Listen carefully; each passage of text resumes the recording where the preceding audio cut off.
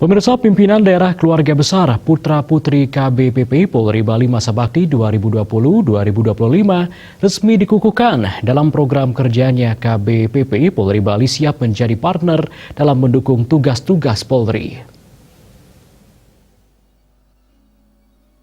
Pengukuhan pengurus pimpinan daerah keluarga besar Putra-Putri Polri Bali dilakukan oleh Ketua Umum KBPP Polri Evita Nursanti yang ditandai dengan penyerahan petaka dari Ketua Umum kepada Ketua KBPP Polri Bali Ideo Agung Kristus Suganda Putra dan disaksikan langsung oleh Kapolda Bali Irjen Polisi Jayandanu Putra dan Gubernur Bali Wayan Koster.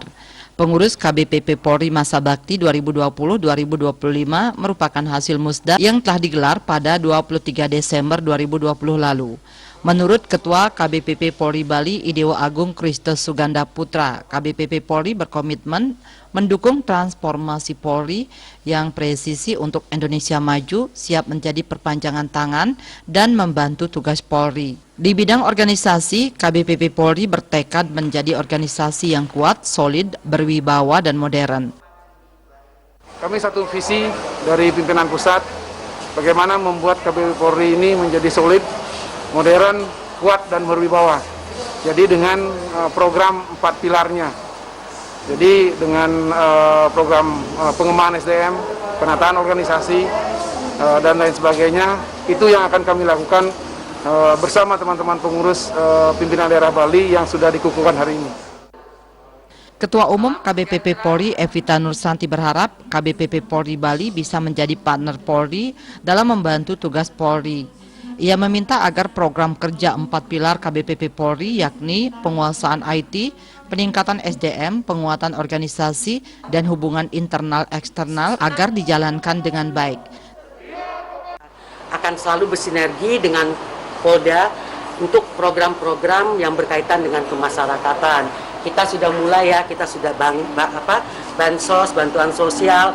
Tadi juga sudah diserahkan oleh BRI 1000 paket sembako untuk menjadi kegiatan daripada PD Polri, dan kita ikut bergerak di dalam vaksinasi, sosialisasi mengenai protokol kesehatan dan lain-lain.